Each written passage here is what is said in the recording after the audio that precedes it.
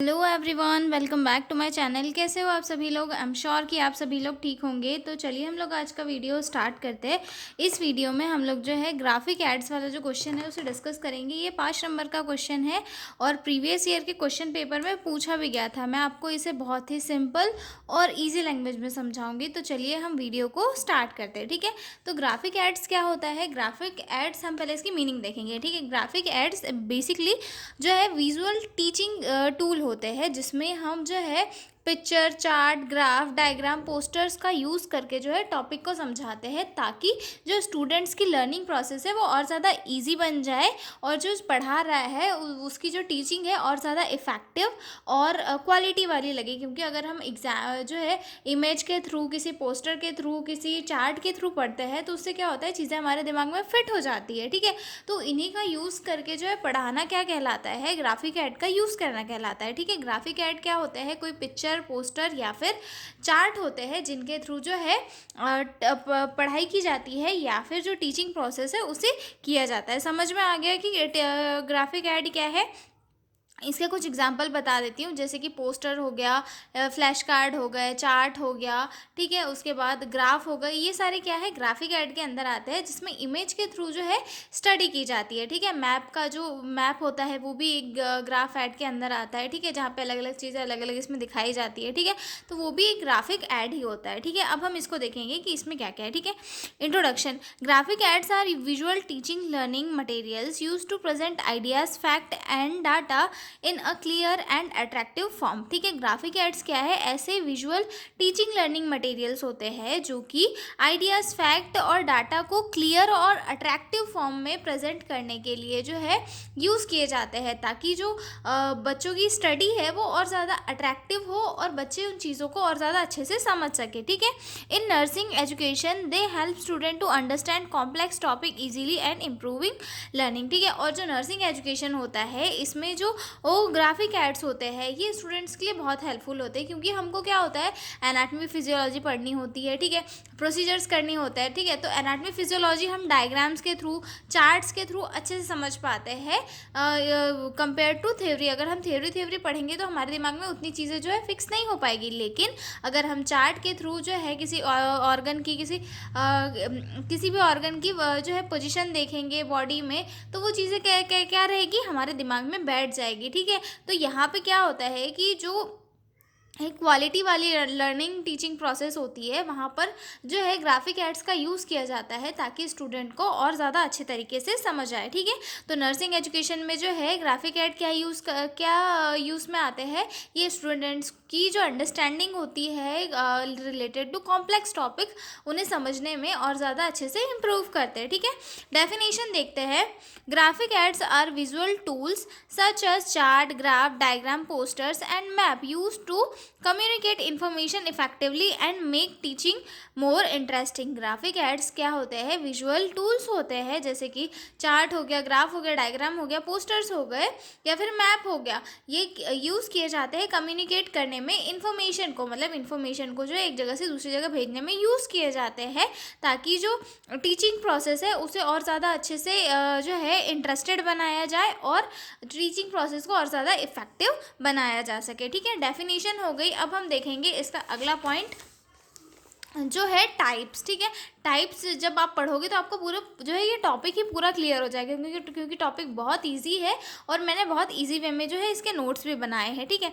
तो सबसे पहले आते हैं इसमें चार्ट्स के ऊपर, ठीक है। चार्ट्स हम बचपन से चार्ट से पढ़ते आ रहे हैं। छोटे बच्चे जो होते हैं वो 1 2 3 4 चार्ट से ही देख के पढ़ते हैं, ठीक है।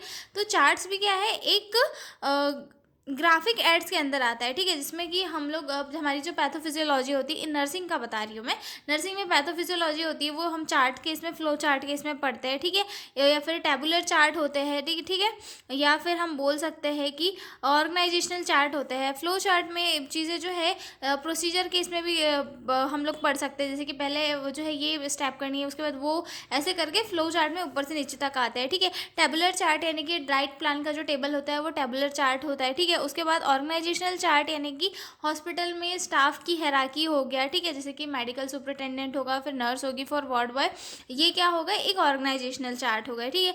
तो ऐसे चार्ट भी जो है नर्सिंग एजुकेशन में काफ़ी इंपॉर्टेंट होते हैं, ठीक है।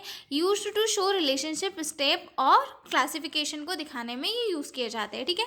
अगला पॉइंट आता है हमारा ग्राफ्स के ऊपर, ठीक है। ग्राफ्स यानी कि जो न्यूमेरिकल डाटा होता है उसको समझाने के लिए यूज़ किया जाता है। इसमें बार ग्राफ होता है, लाइन ग्राफ होता है, पाई चार्ट होता है, जिनका यूज़ करके जो है न्यूमेरिकल डाटा को ग्राफ के रूप में जो है दिखाया जाता है, ठीक है। Use to present numerical data clearly, ठीक है। उसके बाद आता है diagrams, label drawing showing structure और प्रोसेस, एग्जाम्पल ह्यूमन बॉडी, ठीक है। उसके बाद आता है डायग्राम, यानी कि किसी पोस्टर के ऊपर डायग्राम बनाना या बोर्ड के ऊपर डायग्राम बना दिया, ठीक है। तो इससे क्या होता है कि एक स्ट्रक्चर दिखता है प्रॉपर कि ये यहाँ पर है, ये यहाँ पर है, स्ट्रक्चर इससे पूरी तरीके से जो है क्लियर हो जाता है, ठीक है। उसके बाद आते हैं posters, attractive and colourful visual. Posters क्या होते हैं, अट्रैक्टिव और कलरफुल इमेजेस होती है जिसमें कि जो लर्नर होता है उसका इंटरेस्ट और बिल्डअप होता है और वो उन पोस्टर्स की तरफ अट्रैक्ट होकर उन्हें पढ़ने की कोशिश करता है। जैसे कि हैंड वॉशिंग की स्टेप्स हो गई, हम पोस्टर के ऊपर देख के अच्छे से सीखते हैं कि पहले कौन सी स्टेप आती है, फिर दूसरे आती है, उसको कैसे करना है उसमें अच्छे से क्लियरली दिखाया जाता है, ठीक है। Use for health education and awareness, okay.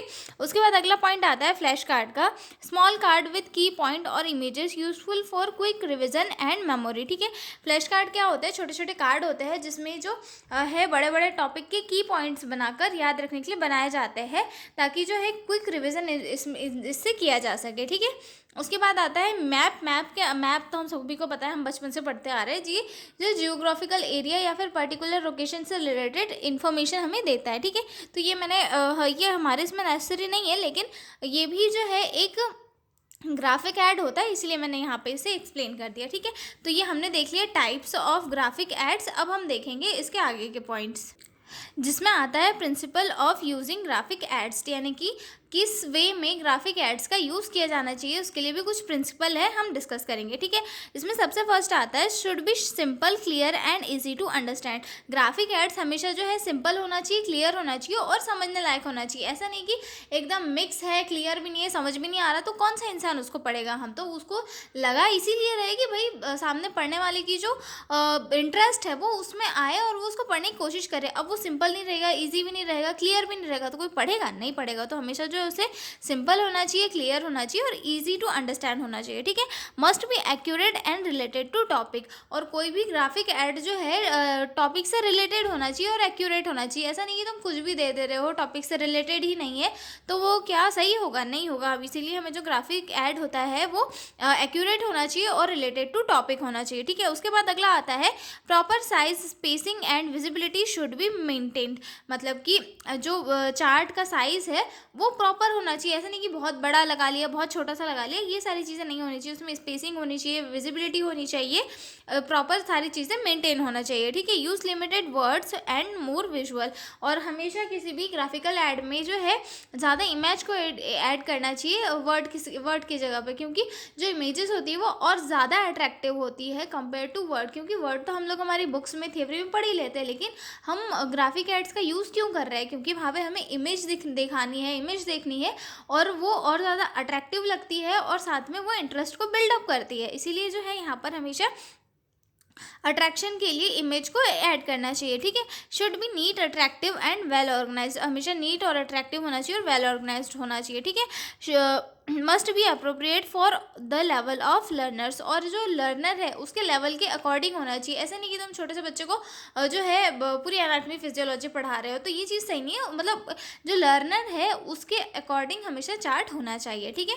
अगला पॉइंट आता है हमारा, इसमें एडवांटेज ऑफ ग्राफिक एड्स की कौन कौन से एडवांटेज है, ठीक है। तो इसमें सबसे पहला आता है make teaching interesting and engaging. जो ग्राफिकल एड्स होते हैं ये टीचिंग को और ज़्यादा इंटरेस्टिंग बनाता है और इंगेजिंग एंगेजिंग बनाता है, मतलब इंसान जो है इसमें इंगेज होकर पढ़ना चाहता होता है, ठीक है। Help in better understanding and long term memory, और ये जो है जो जब हम विजुअल के इसमें देखते हैं, किसी इमेज को देखते हैं, तो यह जो है हमारे मेमोरी में फिट हो जाता है और रहता है कि ये चीज़ें इसमें थी, हमने डायग्राम देखा था वो वैसा था, वहाँ पे उसमें ऐसा समझाया था, ठीक है। या फिर जो प्रोसीजर्स होती है वो स्टेप बाय स्टेप हमें याद रहती है, तो ये इसमें भी जो है लॉन्ग टर्म मेमोरी में भी हेल्प करते हैं, ठीक है। Simplify complex information and data, और ये जो है कॉम्प्लेक्स इन्फॉर्मेशन को सिंप्लीफाई करते हैं, जैसे कि जो प्रोसीजर्स होते हैं वो थ्योरी में लिखी है तो क्या समझ में आएगी, लेकिन अगर वो स्टेप्स के इसमें बहुत छोटे छोटे इसमें एक फ्लो चार्ट में लिखी है तो हमें समझ में जल्दी से आ जाएगी, ठीक है। Save time and efforts of teacher, और टीचर का भी जो है टाइम और एफर्ट्स को बचाते हैं, जैसे कि हमने मान लो एक डायग्राम ला लिया हमारा ह्यूमन डाइजेस्टिव सिस्टम का, ठीक है, और वहाँ से टीचर ने बता दिया कि भाई ये तुम्हारा माउथ है, ये तुम्हारा ईसोफेगस है, ये तुम्हारा स्टमक है, स्टमक के बाद में तुम्हारी इंटेस्टाइन है, इंटेस्टाइन के बाद में एनस है, ठीक है। अब ये टीचर ने ये बता दिया, मतलब मैं थोड़ा रफली बता रही हूँ, तो वो डायग्राम में ऐसे ऐसे बता देगा तो बच्चों को क्या दिमाग में जाएगा, लेकिन अगर वो सिर्फ थ्योरी में बताएगा कि तुम्हारा मुँह होता है, फिर उसके बाद ईसोफेगस होता है, फिर उसके बाद स्टमक होता है, उसके बाद इंटेस्टाइन होता है, तो ये सारी चीज़ें जो है उसे पढ़ाने में भी बोरिंग लगेगी और उसका जो इफेक्ट मतलब उसका जो समझाना है बच्चों को वो भी समझ में नहीं आएगा। लेकिन अगर डायग्राम के थ्रू, चार्ट के थ्रू, पोस्टर के थ्रू अगर वो पढ़ाता है तो उसका जो है इफेक्ट्स भी दिखेगा और साथ में जो है इंटरेस्टिंग जो है टीचिंग प्रोसेस भी होगी, ठीक है। Improves attention and participation of student, और इससे क्या है जो है अटेंशन भी इम्प्रूव होती है और पार्टिसिपेशन भी इन स्टूडेंट्स का इम्प्रूव होता है, ठीक है। तो ये सारे हो गए हमारे एडवांटेज ऑफ ग्राफिकल ऐड। अब हम देखेंगे डिसएडवांटेज ऑफ ग्राफिकल ऐड। अब बहुत सारे एडवांटेज तो ले लिए, अब डिसएडवांटेज भी देख लेंगे, ठीक है। तो इसमें सबसे पहला आएगा ये अगर हम पोस्टर बना रहे हो, हाथ से चार्ट वगैरह बना रहे हो, तो ये तो टाइम कंज्यूमिंग होता है, क्योंकि हम एक एक डायग्राम को यूं यूं यूं करके बनाते रहते हैं, ठीक है। उसके बाद अगर मैप खरीद रहे हो तो मैप कॉस्टली पड़ता है, कई बार कई सारी चीज़ें जो है कॉस्टली पड़ती है, ठीक है। नीड स्किल एंड प्लानिंग, और अगर बना रहे हो तो उसके लिए जो स्किल्स भी होना कि भाई ढंग का बनाते आना चाहिए, ठीक है। और प्लानिंग भी होना कि भाई ऐसे ऐसे बनाना है हमको, ठीक है। Can be misleading if not design properly, और अगर ये सही तरीके से नहीं बना है तो जो है चीज़ों को मिसलीड भी कर सकता है, ठीक है। Not effective without proper explanation by teacher, और इसमें जो है अगर टीचर सही तरीके से एक्सप्लेन नहीं कर रहा है तो ये उतना इफेक्टिव भी नहीं होता है, ठीक है। ये हो चुका है इसके डिसएडवांटेज। अब यूजेस इन नर्सिंग भी देख लेते हैं, थोड़ा सा छोटा सा टॉपिक है जिसमें सबसे पहले यूज़ नर्सिंग में कहाँ आता है, तो इसमें जो है बॉडी सिस्टम और प्रोसीजर को यूज़ एक्सप्लेन करने में, ठीक है। जैसे कि प्रोसीजर हैंड वॉशिंग की है, वो step by step her hospital में, हर कॉलेज में तुम देख लो एक पोस्टर जो है हैंड वॉशिंग के ऊपर लगा ही होता है, ठीक है। और उसी से जो है बच्चे वो सीखते हैं, टीचर पढ़ाता है वो उससे नहीं सीखेंगे, लेकिन वो जो पोस्टर लगा है वो उसमें जाके हाथ को यूं यूं यूं करने की कोशिश करते हैं, ठीक है। और जो बॉडी सिस्टम है वो हम इमेज के थ्रू ही अच्छे से समझ पाते हैं, ठीक है। For health education and awareness programme, और हेल्थ एजुकेशन और अवेयरनेस प्रोग्राम के लिए भी जो है ग्राफिकल एड्स का यूज़ किया जाता है, ठीक है। To present data and statistics clearly, ठीक है। जो डाटा कलेक्ट किया हुआ होता है या फिर जो स्टैटिस्टिक्स होता है उसमें भी इसका यूज़ किया जाता है, ठीक है। During classroom and clinical teaching में भी इसका जो यूज़ है वो किया जाता है, ठीक है। तो ये हो चुका है हमारा क्वेश्चन कंप्लीट यहीं पर। अब हम मिलेंगे अगले वीडियो में एक नए क्वेश्चन के साथ, और अगर आपको PDF नोट्स की रिक्वायरमेंट हो तो डिस्क्रिप्शन में मेरा मेल दिया हुआ है, आप उस पर कॉन्टैक्ट करके PDF नोट्स ले सकते हो। तो मिलते हैं अगले वीडियो में, तब तक के लिए बाय बाय।